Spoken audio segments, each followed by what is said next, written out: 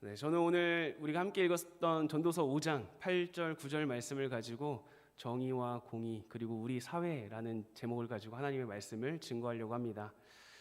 저는 좋은 열매 기독학교에서 GBS 예배를 담당하고 있습니다. 그래서 화, 수, 목, 금 해서 하루에 한 번씩 아이들과 같이 예배를 드리고 아이들이 질문을 하면 그 질문에 대답도 해주는 그런 시간을 가지고 있는데요. 예배를 진행하면서 제가 받았던 질문 중에서 많이 받았던 질문이 몇 가지가 있는데요. 그 중에 한 가지는 이런 거였습니다. 목사님, 왜 성경에서는 숫자를 셀 때 왜 남자만 세나요? 라는 질문이었고요. 왜 성경에는 왜 여자보다 남자가 더 많이 등장하나요? 라는 질문이었습니다. 그러니까 아이들 눈에도 성경을 읽으면서 성경 속에 나타난 여러 가지 불평등이나 남녀 차별 등이 보였던 것 같아요. 그래서 그런 것에 대해서 저한테 질문하는 것들을 제가 많이 들었습니다. 제가 말씀을 시작하기 전에 왜 이 이야기로 시작을 하냐면요. 오늘 제가 여러분과 함께 살펴볼 말씀이 사회적 불평등에 관한 말씀이기 때문입니다. 인간의 역사는 불평등의 역사였습니다. 지금까지 우리는요, 불평등 속에서 계속해서 살아왔고 그렇게 인간의 역사는 진행해 왔다라고 해도 과언이 아닐 거예요. 우리가 잘 알고 있는 불평등 중에는요, 인종 간의 불평등이 있고요, 그리고 신분 간의 불평등이 있고요, 그리고 남녀 간의 불평등도 있습니다. 그리고 이 외에도 우리가 알지 못하는 크고 작은 불평등 등이 있습니다. 먼저 인종 간 불평등은 백인과 흑인 그리고 황인 사이에서 나타난 불평등인데요. 우리가 잘 알고 있듯이 흑인들이 굉장히 많은 차별을 받고 생활했었죠. 지금 흑인들이 이제 서서히 사회에 진입하고 있는데요. 사회에 진출하게 된 시기가 얼마 되지 않았습니다. 한 5, 60년 정도밖에 되지 않았어요. 그만큼 흑인들은 오랜 기간 동안 차별적인 대우를 받아왔음을 우리는 알 수가 있습니다. 그리고 또한 유럽의 봉건 제도, 그리고 인도의 카스트 제도, 그리고 우리나라도 그런 여러 신분 제도가 있었던 것을 통해서 신분 사이에서도 굉장한 불평등이 있었구나라는 것을 우리는 알 수가 있습니다. 그리고 남녀 간의 불평등, 여기 자리에 계신 분들 어느 정도 알고 계실 겁니다. 저희 아버지도 집안일을 거의 안 하셨어요. 제가 어렸을 때 저희 아버지는 항상 어머니께서 식탁을 차려주시면 가서 밥을 먹고 바로 가장 먼저 일어나고 아무것도 하지 않는 그런 전형적인 가부장적 아버지였습니다. 그런데 요즘 명절에 가면요, 저희 아버지가 이상한 모습을 보여주셔요. 걸레를 들고 방바닥을 막 닦고 있고요.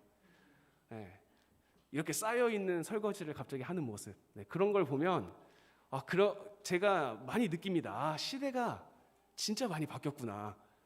우리 아버지도 이걸 할 수 있는 분이었구나 라는 그런 생각을 하게 됩니다. 제가 방금 말씀드렸던 것처럼 우리는 시대가 지나면서 우리가 경험하고 있었던 많은 불평등들이 좀 사라지고 있는 모습을 보일 수 있습니다.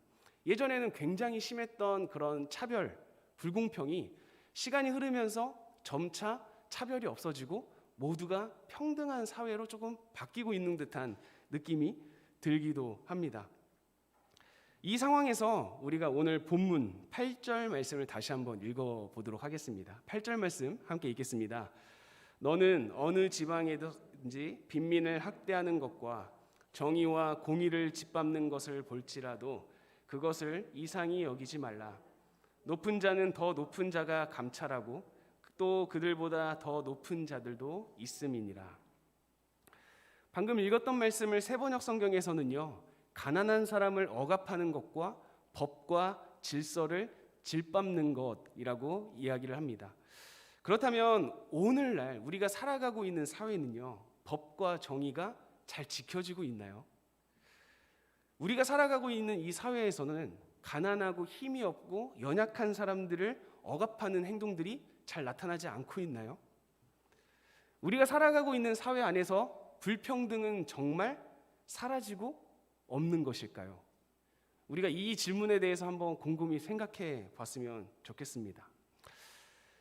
우리는 점점 차별이 없어지고 모두가 평등한 세상을 살고 있는 듯하게 느끼지만 또 생각해 보면 우리 안에는 여전히 법과 질서를 어지럽히는 사람들이 존재하고요. 우리 안에는 아직도 차별적인 것들이 존재하고요. 오히려 새로운 불평등 요소가 등장하기 시작합니다. 최근에 등장하는 불평등 요소는 무엇입니까? 정보의 불평등입니다. 누군가는 좋은 정보를 먼저 얻어서 그 정보를 가지고 먼저 앞서 나갑니다. 하지만 또 누군가는요, 그 정보의 시대에 뒤처져서 그 정보를 늦게 알았다라는 이유 하나만으로 사회에서 여러 가지 손해를 보고 여러 가지 뒤처지게 됩니다. 정의란 무엇인가라는 책을 들어보신 적이 있으실 것입니다.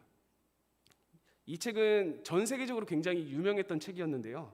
이 책을 지었던 유명한 사람이었던 마이클 샌델. 이 마이클 샌델이라는 사람이 최근에 공정하다는 착각이라는 책을 또 하나 출판을 했습니다. 작년 말에 출판을 했는데요.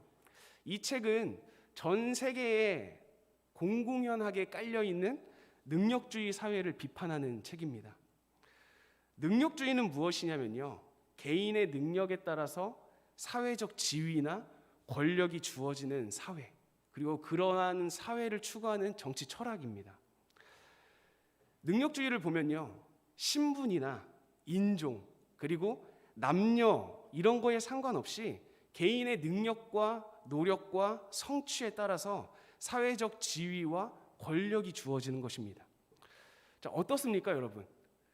신분에 상관이 없고요, 남녀에 상관이 없고 인종에 상관이 없습니다. 공정하게 자신의 능력과 자신의 노력이 있으면 누구나 사회적 지위를 얻을 수 있고 사회적인 권력을 얻을 수 있는 사회, 굉장히 공정하고 평등해 보이는 사회 아닙니까? 인종차별이나 남녀차별, 신분차별을 받고 있었던 사람들에게는 굉장한 희소식이었습니다. 아, 이제 나에게는 기회가 생겼구나. 우리나라 속담에 그런 속담이 있죠. 개천에서 용난다라는 속담. 이러한 차별을 경험했던 사람들은 아, 이제 나도 개천에서 용과 같은 사람이 될 수 있겠어. 나도 이러한 속담을 실제로 실현시킬 수 있는 가능성을 가진 사람이 됐어라고 좋아했을 수도 있습니다. 그런데 이 능력주의는요, 인간들이 지금까지 겪어왔었던 불평등보다 훨씬 더 위험한 요소들을 가지고 있습니다. 능력주의는 마치 운동장에서 달리기 시합을 해서 가장 먼저 도착한 친구에게 손등에 도장을 찍어주는 것과 같은 그런 사회처럼 보이지만 치명적인 약점이 있는데요. 그 달리기를 하는 시합의 출발점이 서로 다르다라는 것입니다. 모든 사람이 동시에 달리기 시작하는데요, 출발하는 지점이 달라요. 어떤 사람은 저 앞에서 출발하고 어떤 사람은 굉장히 뒤에서 출발하는 것이죠. 그럼 이렇게 출발점을 달리하게 되는 요소들은 무엇일까요? 우리가 동일한 출발점에 설 수 없게 만드는 것은 무엇이냐면 바로 부와 재능입니다. 사람은 태어날 때 자신의 의도와 상관없이 부와 재능의 선택을 받고 태어납니다. 내가 부잣집에 태어나고 싶어서 부잣집에 태어난 것이 아니고요, 내가 가난한 집에 태어나고 싶어서 가난한 집에 태어날 수 없습니다. 내가 엄청난 신체적인 능력을 가지고 싶어서 갖고 태어난 것도 아니고 내가 그냥 지혜를 가지고 싶어서 가지고 태어난 것도 아닙니다. 사람은 자기의 선택과 의지에 상관없이 태어날 때 주어진 상황으로 살아가게 되는 것이죠.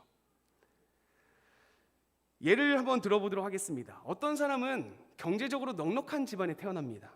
반면에 어떤 사람은요, 경제적으로 가난한 집안에 태어납니다.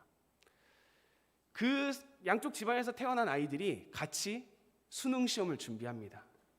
경제적으로 넉넉한 집안에 태어난 아이는요, 매달 적게는 수백만 원에서 많게는 수천만 원을 써가면서 사교육으로 열심히 교육을 합니다. 가난한 집안에 태어난 아이는요, 자기가 공부를 하고 싶어도 집안에 여력이 되지 않아서 그냥 스스로 공부합니다. 자, 그렇다면 이 두 학생의 결과는 어떻게 될까요? 누가 더 유리한 고지를 먼저 점령하게 될까요? 당연히 엄청난 사교육비를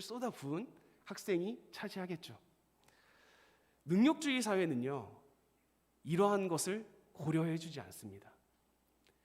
내가 처음에 얼마나 가지고 있었느냐, 내가 처음에 어느 지점에서 출발하였느냐를 고려하지 않고요. 최종 목적지만 봅니다. 최종 목적지만 보고 그 사람을 판단하고 그 사람에게 성과를 주게 되는 것이죠. 또 어떤 사람은 훌륭한 재능을 가지고 태어나는 반면에 또 어떤 사람은 그러한 재능을 가지지 못하고 태어날 수도 있습니다. 어떤 사람은 신체적인 능력, 지혜, 응용력, 암기력, 이해력, 공감 능력, 손기술 등 여러 가지 자신이 할 수 있는 능력을 가지고 태어난 사람도 있는 반면 그러한 능력이 없는 사람들도 있다는 것이죠.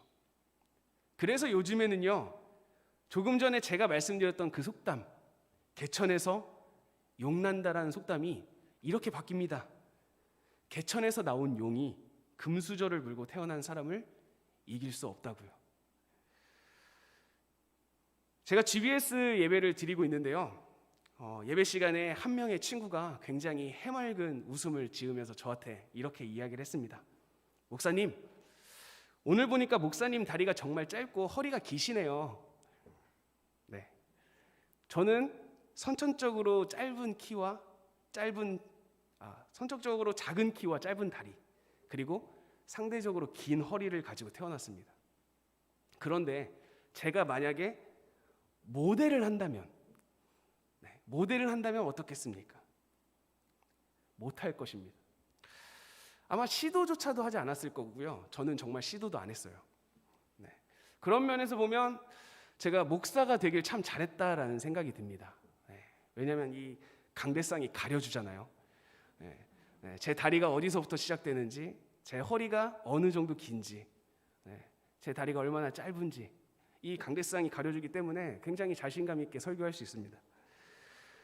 네, 이것처럼요, 능력주의는 자기가 가지고 있는 것은 고려해주지 않은 채 마지막 결과만 보고 사람을 평가하게 됩니다. 그래서 출발점은 다 다르지만 평가는 동일하게 이루어지게 되는 것이죠. 그래서 더 위험한 겁니다. 왜 위험할까요? 성공한 사람은 자신이 성공한 이유를 무엇이라고 이야기하겠습니까? 내가 능력이 있고 내가 노력을 했기 때문이야 라고 이야기를 하는 거고요. 실패한 사람은 실패한 이유를 뭐라고 하겠습니까? 내가 능력이 없었고 내가 게을렀나 보다 라고 이야기를 합니다. 사실 그렇지 않은데 말이죠. 시작이 평등하지 않다는 점이 분명한데도 불구하고 사람들은 출발에 보여지는 불평등은 잘 보지 못하고요, 결과에만 집중합니다. 그래서 지금의 시대가 더 위험한 겁니다. 사실 우리가 살아온 것은요, 우리가 살아온 인간의 역사는 계속해서 착취와 억압으로 이루어져 왔습니다. 기득권층은 계속해서 사회적 약자를 억압해왔고요. 지금도 이 능력주의라는 커버를 씌워가지고 평등하게 보이는 장치는 마련해놨지만 결국은 억압하고 있습니다. 그렇다면 이러한 상황에서 우리들은 어떻게 해야 할까요? 이렇게 세상 가운데 능력주의가 판을 치고 있고 평등하게 보이는 것처럼 꾸려놨지만 불평등이 가득하고 법과 질서는 점점 무너지고 있는 이러한 상황 가운데 우리는 어떠한 자세를 취해야 될까요? 우리 8절 말씀을 다시 한번 더 읽어보도록 하겠습니다. 8절 말씀 함께 읽습니다. 너는 어느 지방에서든지 빈민을 학대하는 것과 정의와 공의를 짓밟는 것을 볼지라도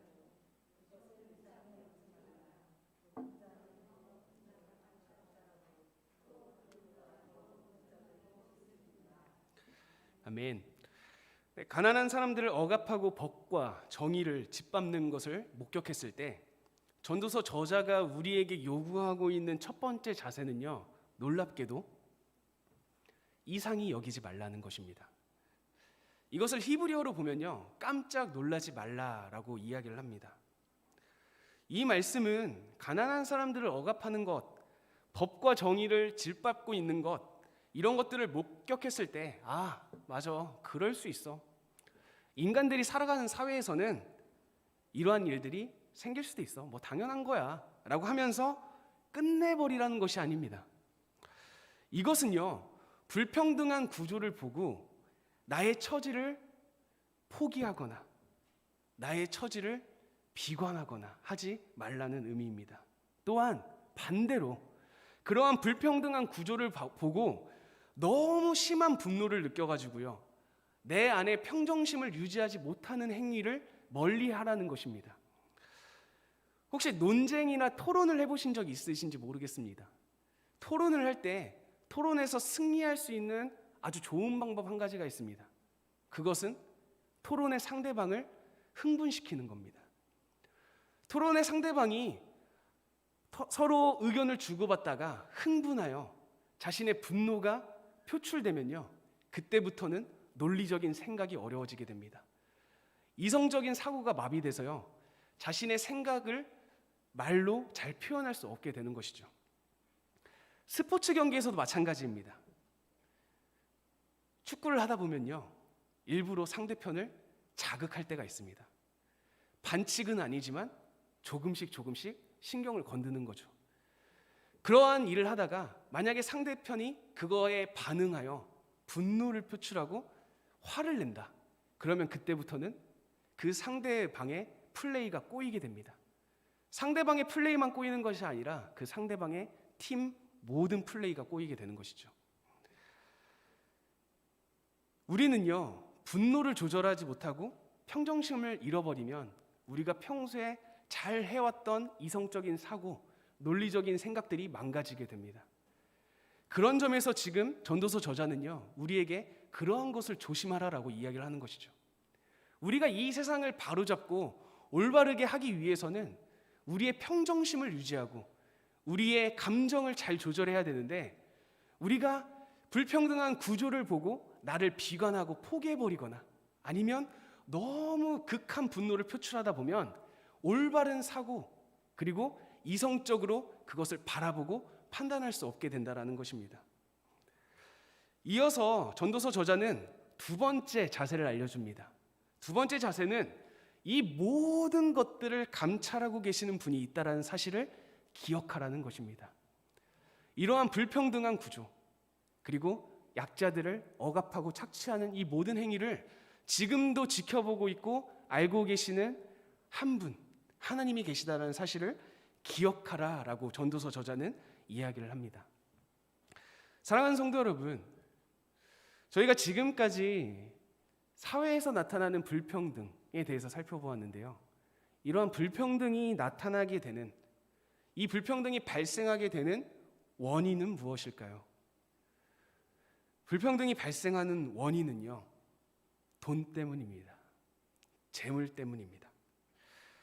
그래서 전도서 저자는 오늘 본문에 이어 바로 재물에 대한 내용을 기록하고 있습니다. 전도서 5장 10절부터 20절까지 말씀을 가지고 말이죠. 우리도 이 자리 가운데서 하나님께 예배를 드리고 있지만, 우리가 재물의 노예를 받았을 때, 그리고 재물의 노예가 되었을 때 우리 역시 어쩌면 불평등을 야기하는 사람이 될 수도 있습니다. 그래서 전도서 저자는요, 이 5장 후반부를 통하여서 재물을 어떻게 파악해야 되고 이해해야 되는지에 대해서 설명하고 있습니다. 우리가 그 말씀을 한번 천천히 살펴보도록 하겠습니다. 먼저 전도서 5장 10절 말씀 우리 같이 한번 읽도록 하겠습니다. 함께 읽습니다. 은을 사랑하는 자는 은으로 만족하지 못하고 풍요를 사랑하는 자는 소득으로 만족하지 아니하나니 이것도 헛되도다. 재물의 특성은요, 만족을 누리지 못한다라는 것입니다. 모아도 욕심은 끝이 없습니다. 내가 어느 정도 소유를 하면 나의 만족감이 해소가 될 줄 알았는데 그 정도의 재물을 갖게 되니까 또 다른 욕심이 생기고요, 더 큰 소유를 얻고 싶고자 하는 욕망이 생깁니다. 그것을 소유했습니다. 그렇다고 충족이 되나요? 충족이 되지 않고요, 또 큰 욕망이 생기게 되는 것이죠. 전도서 저자는 5장 10절 말씀을 통해서 우리가 가지고 있는 재물과 돈의 가장 치명적인 무서움은 무엇이냐면 욕망이 끝이 없다라는 사실이라는 것을 알려주고 있습니다. 다음으로 5장 12절 말씀도 함께 읽어보겠습니다. 우리 12절 말씀 함께 있습니다. 노동자는 먹는 것이 많든지 적든지 잠을 달게 자거니와 부자는 그 부요함 때문에 자지 못하느니라. 신경 쓸 돈이 없는 사람은요, 편하게 잠을 잘 수 있지만 부자는 잠을 잘 자지 못한다고 이야기를 합니다. 우리 좀 가까운 예를 한번 들어보고 싶습니다. 우리 여기 한음이와 여름이가 있는데요. 한음이, 여름이 혹시 내일 나 점심에 밥 먹을 돈이 없어가지고 잠을 못 자겠어 한 경험이 있었나요? 네, 그런 경험이 없었을 거예요. 우리 아기들은요, 내일 점심에 친구들이랑 밥 먹어야 되는데 돈이 없네 하면서 잠을 뒤척인 경험이 없을 것입니다. 그런데 여기에 계신 우리 성도님들 그리고 저는요, 그런 경험이 분명히 있을 겁니다. 어떤 경험이냐면 돈 때문에 잠을 뒤척였던 경험 말이죠. 저희는 많이 가진 사람이 아닙니다. 그런데도 불구하고 저희는 돈 때문에 잠을 이루지 못할 때가 있었어요. 그렇다고 한다면 돈을 많이 가지고 있는 사람은 얼마나 더 힘들겠습니까? 항상 주식을 살펴봐야 되고요. 주가가 떨어지진 않았는지, 환율이 떨어지진 않았는지, 지금 기업의 이윤이 떨어지고 있진 않은지 항상 고려해야 될 게 너무나도 많이 있는 것처럼 말이죠. 전도서 5장 15절 말씀도 함께 읽어보도록 하겠습니다. 5장 15절 말씀입니다. 그가 모태에서 벌거벗고 나왔은즉 그가 나온 대로 돌아가고 수고하여 얻은 것을 자기 손에 가지고 가지 못하리니. 우리는 태어날 때 아무것도 가지고 태어났지 않았고요. 그리고 죽을 때도 아무것도 들고 죽지 못합니다. 사실 이것은요, 모든 사람이 알고 있는 내용입니다. 하지만 쉽게 잊는 내용이기도 합니다. 지금 이 순간에도 우리는 죽으면 아무것도 가지고 갈 수 없다는 사실을 다 알고 계시지 않습니까? 그런데 우리는 죽으면 가지 못하는 것 때문에 오늘 하루를 발버둥치면서 살아갑니다. 인간이라는 존재가 이런 존재인 겁니다. 우리는 다 알고 있어요. 내가 오늘이라도 죽으면 아무것도 가지고 갈 수 없어 라는 걸 알고 있지만 아무것도 가지고 갈 수 없는 그것 때문에 오늘 하루를 힘겹게 살아갑니다. 눈물 흘리면서 살아가고요. 지금 전도서 저자는 다시 한번 그 사실을 우리에게 알려주고 있습니다. 17절 말씀도 함께 읽어보겠습니다. 함께 읽습니다. 일평생을 어두운 데에서 먹으며 많은 근심과 그에게 있느니라. 재물의 노예가 된 사람을 이렇게 표현하고 있습니다. 일평생을 어두운 데에서 먹고 있다라고 말이죠. 성경에는 어두움과 밝음 그리고 어둠과 빛을 대조를 많이 시켜서 표현을 합니다. 성경에서 나오는 밝음과 빛을 상징하는 분은 대부분 누구였습니까? 바로 하나님, 예수님이시죠. 그렇다면 이 17절에 나와 있는 어두움은 누구를 의미할까요? 반대로 사탄과 마귀를 의미할 것입니다. 또한 예수님께서는요, 식탁 교제를 되게 중요하게 여기셨습니다. 그래서 십자가에 달려 돌아가시기 전에도 최후의 만찬을 하셨죠. 그 식탁 교제를 통해서 우리는 한 가족이며 우리는 한 공동체라는 사실을 강조했습니다. 그런데 오늘 17절 말씀을 보면 어두운 데서 무엇을 하고 있습니까? 먹고 있지 않습니까?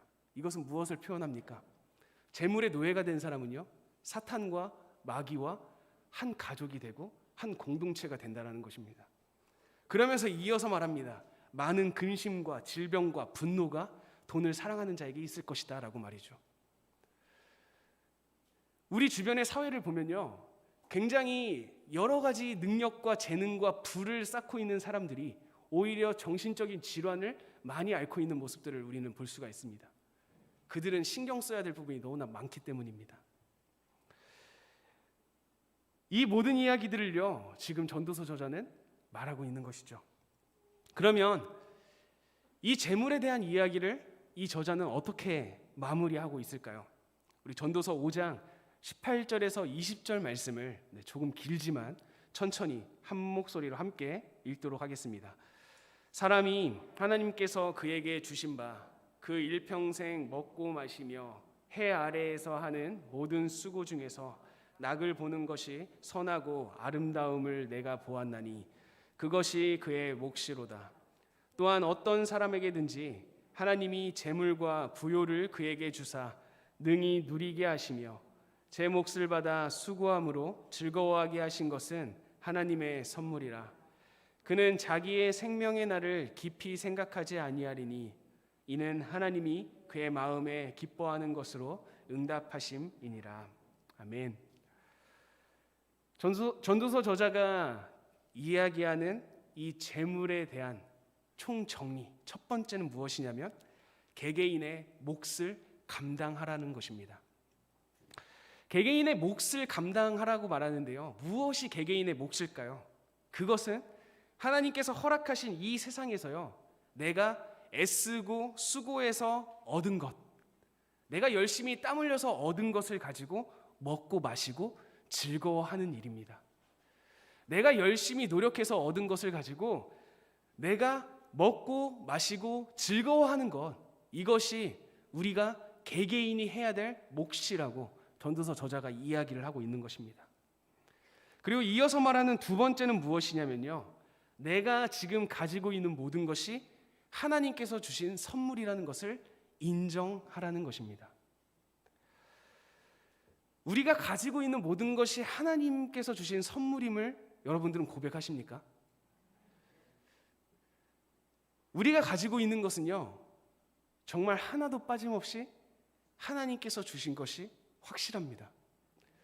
제가 그 이야기를 두 가지로 말씀드려보도록 하겠습니다. 먼저 첫 번째, 우리가 태어날 때 가지고 태어난 것은 내 능력이 아니기 때문입니다.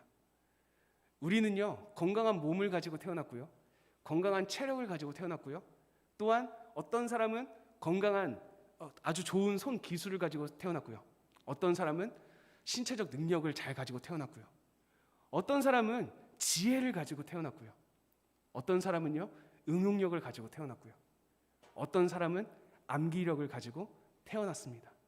이것은요, 나의 노력이 아니라요, 나는 태어났지만 저절로 내가 갖고 태어난 겁니다. 이것은 하나님께서 주신 것이기 때문입니다.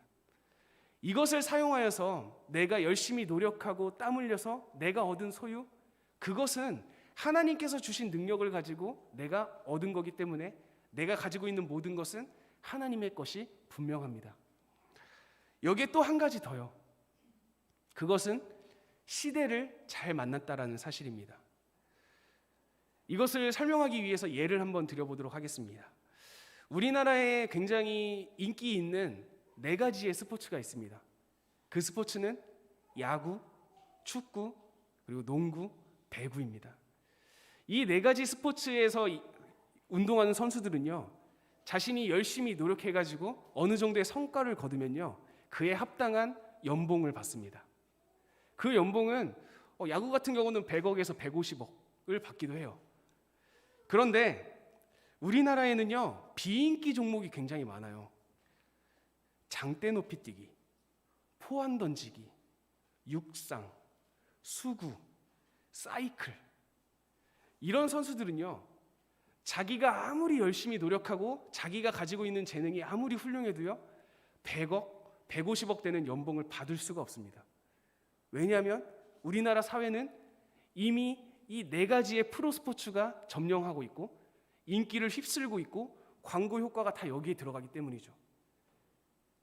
그렇다면 내가 가지고 있는 신체적인 능력이 좋다 하더라도 이 시대를 잘 만난 것 또한 하나님의 은혜임을 고백할 수밖에 없는 것입니다.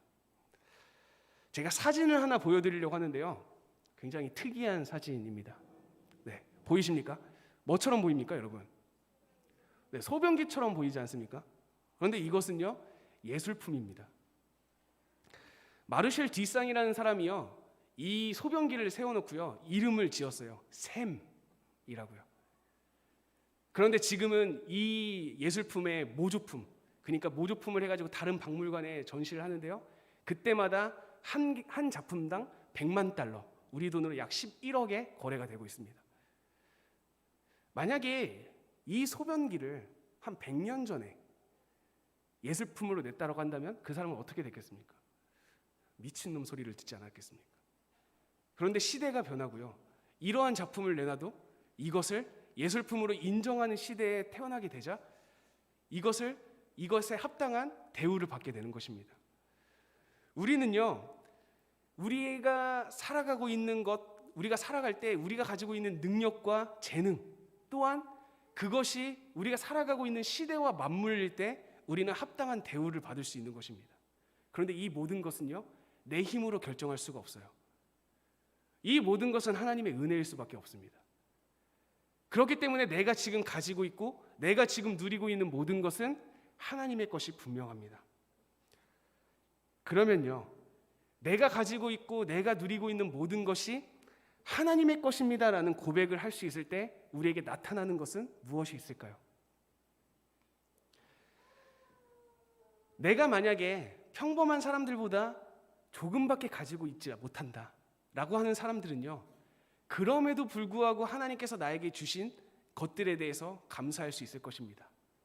또한 반대로 내가 평범한 사람보다 조금 더 많은 부와 명예를 가지고 있다 하는 사람도요, 내가 가지고 있는 이 부와 명예는 나의 능력과 나의 재능으로부터 온 것이 아니라 하나님께서 나에게 선천적으로 주신 재능, 그리고 시대를 잘 만나게 하신 하나님의 은혜를 통해서 내가 지금 갖게 된 것이구나 하면서 내가 넘치게 받은 그 복을 다른 사람들과 나눠지게 될 겁니다.